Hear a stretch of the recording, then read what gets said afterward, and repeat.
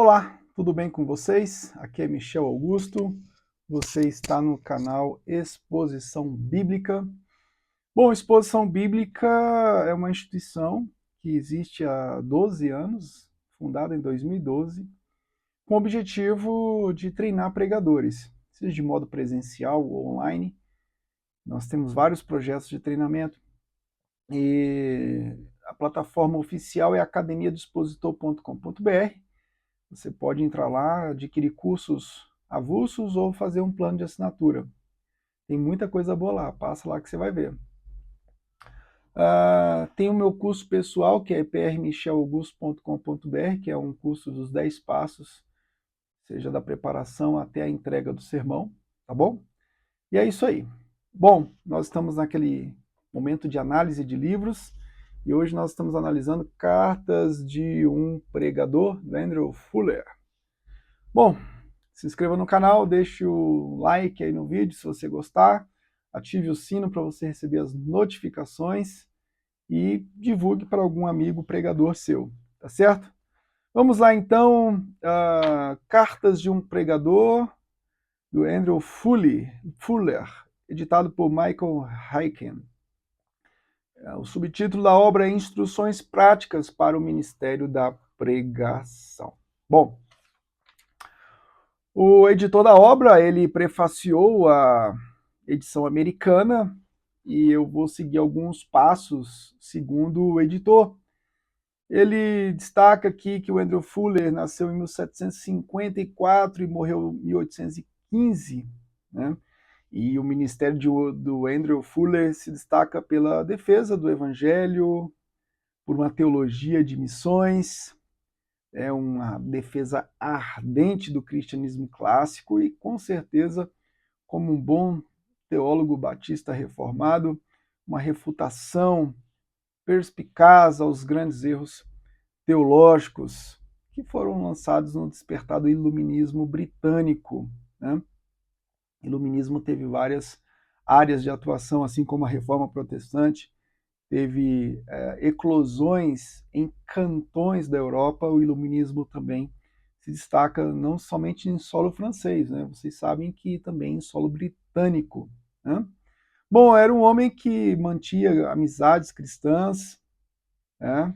Mas quando o assunto é pregação, nós temos aqui a descrição de um chamado oficial para o ministério pastoral na Igreja Batista de Soham, em 1775, aos 21 anos de idade.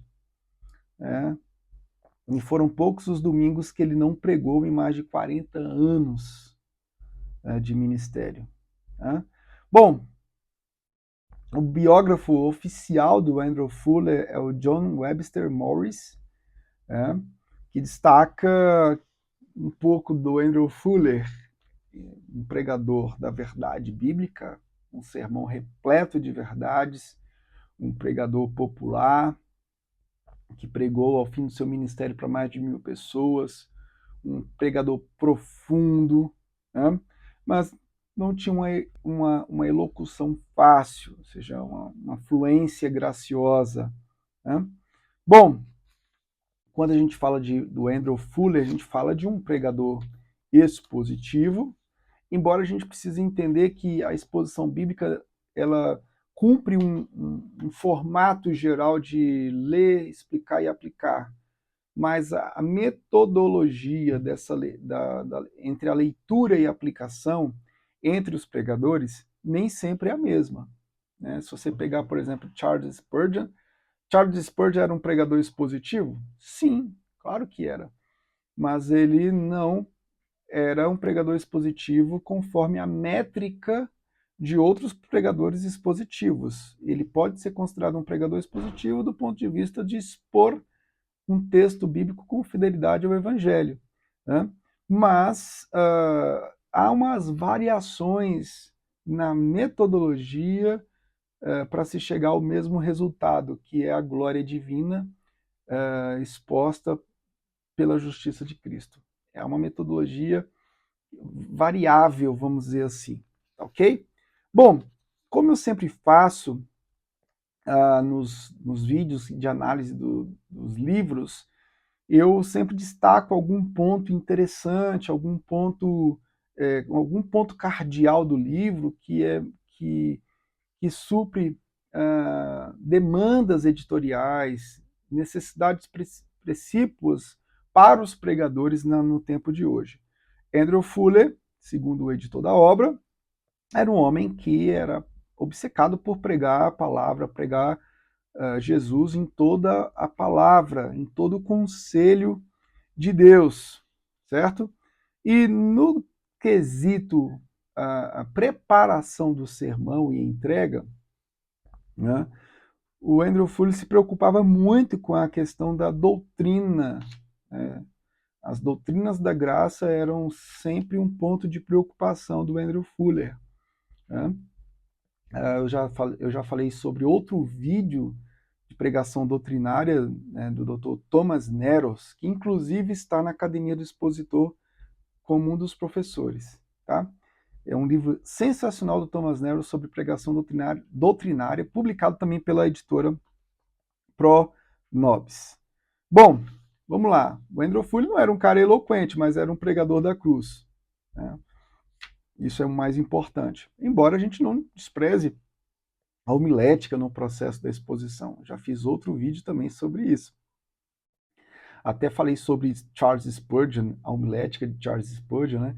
Naquela série que está no canal aqui, se você pesquisar você vai ver. Aquela série sobre os pregadores batistas reformados. Bom, o importante é que o Andrew Fuller era um proclamador das boas obras, não era um papagaio, um imitador de outros oradores. Ele era um arauto que proclamava Jesus Cristo e sua justiça, né? E a necessidade de termos essa justiça pela fé exclusiva nos méritos e obras do Senhor. Uma mensagem que leva ao arrependimento e à fé propriamente dita. Bom, eu queria destacar aqui um ponto específico que me chama a atenção em Andrew Fuller, que é relevante demais para os dias atuais. Bom, ele vai destacar, o editor vai destacar que muitos sermões são como um amontoado de ideias. Né? Está na página 49. Às vezes o pregador esquece de expressar o objetivo, né, o propósito, a ideia, né, daquela sessão textual.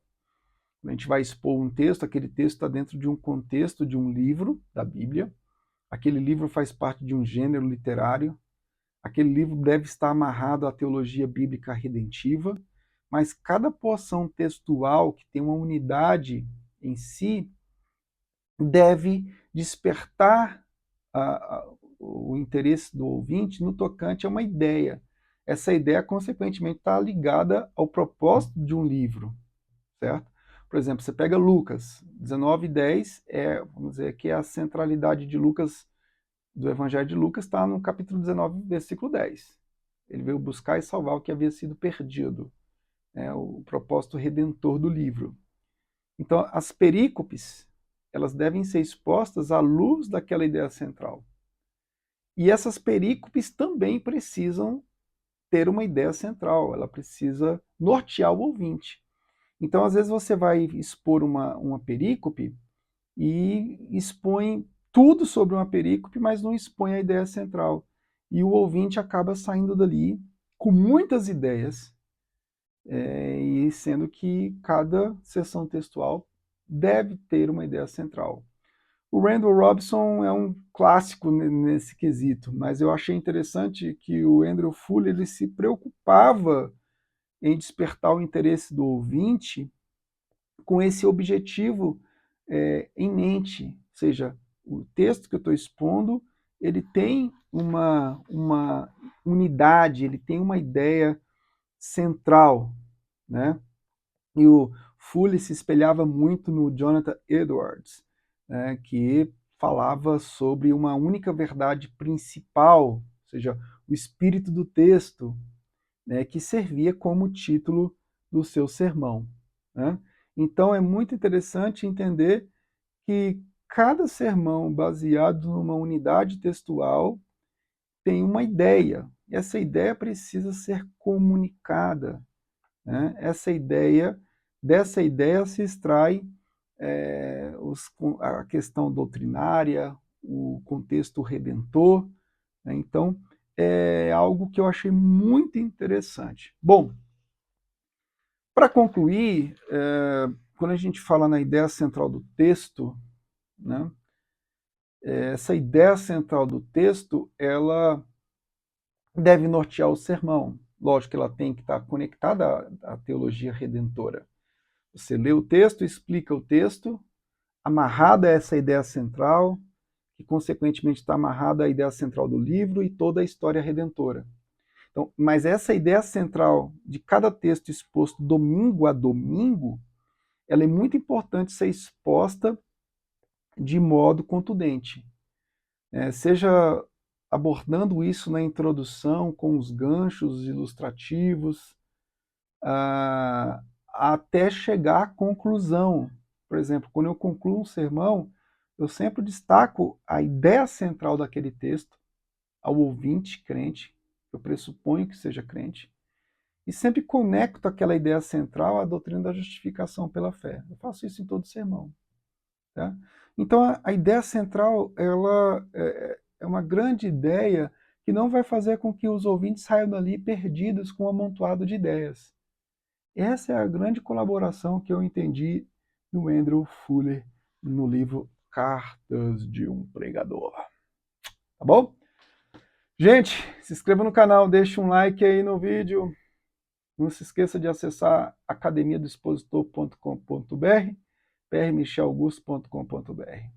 Lembrando vocês que esse ano nós teremos a nossa 7ª Conferência de Exposição Bíblica, uma conferência online com participação de professores do Brasil e fora do Brasil. Um abraço bem forte do Michel Augusto, fique com Deus, tchau, tchau.